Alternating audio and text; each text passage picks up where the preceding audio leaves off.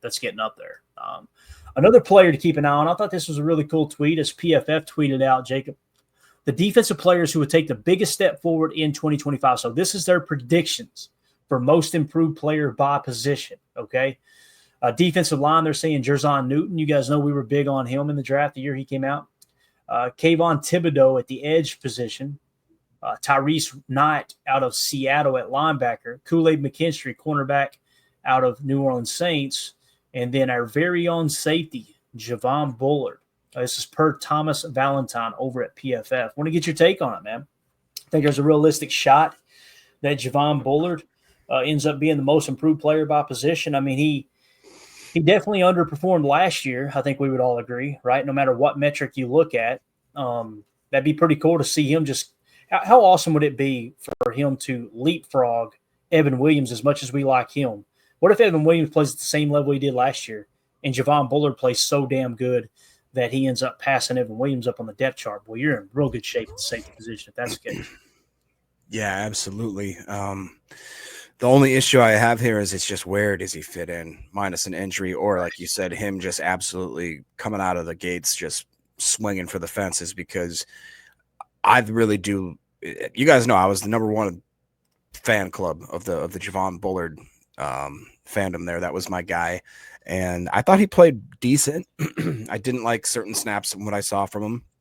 I find it there's no way he's going to beat out, obviously, X. I don't think he's done enough to show me that he should be playing in front of Evan Williams.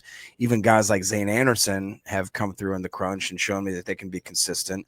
When he's in the slot, I don't necessarily like what I see. I think that it might be the place he plays best at the moment, which maybe isn't saying the best for him. And I just think that there are now, obviously, with Payne Hobbs and the depth we have at the slot, I don't see him being able to just kind of slip into there. So I would just question, barring injury, where is his fit on this team? And it's a great problem to have, I guess, if you have such a deep, a bunch of depth guys that you think deserve to see the field, but they just aren't going to play out the guys that are in front of them. I don't know. To me, and I hate saying this, and I don't want to, have this be taken the wrong way, but if there was anyone on that defense that to me screamed trade bait, it might be a guy like Javon Bullard, but I don't know. I tell people this, and again, this is not trying to create a rumor or anything, but when you look at the way this roster is structured, they go out and get Nate Hobbs, who many people are projecting to play the slot with Nixon on the outside, along with Jair if he's here. If not, it'll be Carrington Valentine. That means Javon Bullard is on the bench at corner. And then you look at the safety room and you see, like you said, Jacob, you got Xavier McKinney out there, whether you're playing box safety or you're playing, spur or free post. You got Evan Williams alongside him. He's going to be the backup at safety. So, again, I hate saying this. This is just how my mind fires. And I mentioned it last night. As soon as I mentioned it, Emilio, and I thought the same thing, Clayton. When we were at that restaurant in Green Bay on Wednesday night before the draft, and Drew Rosenhaus was out front, and we stopped and talked to Drew Rosenhaus and a couple other big wigs out there before we went and sat down. Drew Rosenhaus goes down, sits at the table next to us, and then here comes Javon Bullard in the sweetest bright red jumpsuit you ever seen in your life, bro. It was sick. It was like a track suit. My man was just the coolest dude, and everybody else is dressed kind of nice because it was an upper end restaurant. My man walked in with a track suit, like, I don't care what's going on. Just sat down, and he seemed like a really, really humble, nice dude. But looking back on it now, it's like players meet with their agents all the time. But it does make me wonder, Drew Rosenhaus, could Bullard pull a, hey, what's my role here? Oh, I'm not going to be playing. I'd like to go somewhere where I'm going to play. I mean, it's possible. I hope it doesn't happen like that. I hope he would rather have a, hey, I'm going to go out here and beat all these guys out, even McKinney, have that kind of attitude. But that type of stuff does cross your mind a little bit, man. When you look at PFF grades here, Edgerrin Cooper, 85.7, dog. Xavier McKinney, 84.7, dog. Zane Anderson, 80. I'm excited. That's the other thing, too. Some people see Zane Anderson as the backup safety, which means Javon Bullard would be the fourth option unless they want to do it strictly by deployment, one play spur, the other play free, that type of thing. And we're forgetting about Keaton Hodum Depot. 72.9 right here on the list, man. Yeah. So, again, if we just focus on the safety position, let's do that. You got Xavier McKinney, 84, Zane Anderson, 80, Keaton Oladapo, 72. Evan Williams, 72. And then the next safety, you got to go down. Actually, it was Omar Brown, but that's minimal snaps with a 62. Minimal. We can't count that, right? But you got to go pretty damn far down, man. Javon Bullard, 54 PFF grade. And even though, I mean, as much as that sucks, right? Seeing Javon Bullard down there, we just mentioned how rookie, I mean, it's different being an offensive lineman, but a rookie offensive lineman, if they're in the 60s, you're like, all right, he's got something. Look at how many rookies we had last year that were above 70. Like that's exciting. And just even, is it a product of, hey, look at even guys like Tyron Hopper had a 60.7, you know, he didn't get a lot of playing time or anything like that. But I look at that as, man, if these dudes, like if Evan, if Cooper, if a few other guys take a giant year 2 step, which I think they could, what if even Javon, if he pulls a year 2 step and it gets up into the 70s, that's insane. That's a lot of progression, right? So I'm not willing to give up on him yet. I'm just struggling to find his niche in this system, barring an injury or some other catastrophic situation. Mm-hmm. And again, Javon Bullard, the big thing about him, 816 snaps. 816 snaps to Evan Williams only had 533. So you got to take that into consideration too, right? And the other thing is, again, we say this all the time, PFF isn't everything, right? So, you know, you take this with a grain of salt, but, you know, if you look at other statistics, and it'd probably take me a second to pull it up, although I really want to do it. I want to see where Javon Bullard ranked on the team in passer rating when targeted. This is another stat that I really like to key in on. Let me go to Packers roster stats. I won't put it on the screen just yet. We might do it here in a second. If we show all the players, passer rating when targeted, where did he rank at? Where are you at, sir? He might have been higher than we thought. Nah, where are you at, Javon Bullard? That's interesting. He's not even – I don't even see him on the list unless I'm overlooking him here. Oh, there he is. Yeah, he is at the bottom. Jeez, oh, Pete. Second from the bottom. Put this into perspective. 124.5 was a passer rating when he was targeted. No matter what position he played. Somebody in here said about moving him around in the position. What does that mean? Who was that? I'm trying to think. Seen up here. I think it was Soder. Yeah, they bounced Bullard around between slot and safety. So what does that grade mean? Forget the grade for a second.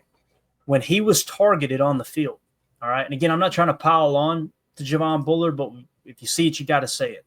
When he was targeted, his passer rating was the passer rating was 124.5 when they targeted him. Jacob, right below him was Kenny Clark at a 140.5. So there was only 2 players that had a worse passer rating when targeted on the team last year than Javon Bullard. One was our nose tackle, our one tech in the nickel 4-2-5, and Kenny Clark, and the other was Corey Ballantyne, who is no longer on the roster.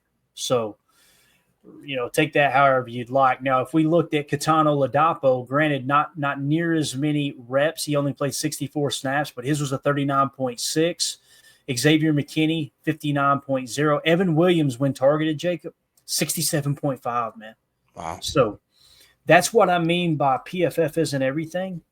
Look at everything. Look at every angle, right? And don't just get sucked into the, okay, PFF is explaining what I want to explain here, so that's what we're going to use. No, don't look at it that way. You gotta try to look at the whole picture. Think big picture.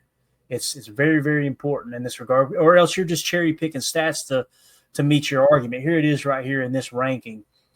Passer rating when targeted. This is all positions. This isn't just DB. So, take it however you'd like. But there's Catano Ladapo, if you can see my cursor, 39.6. Adrian Cooper, 57. Brenton Cox is a 0. Just saying that. Let's see how many coverage. Does it show his coverage snaps? It does not, does it? No, it don't show his coverage snaps. But overall snaps, obviously. And listen, he did drop into coverage.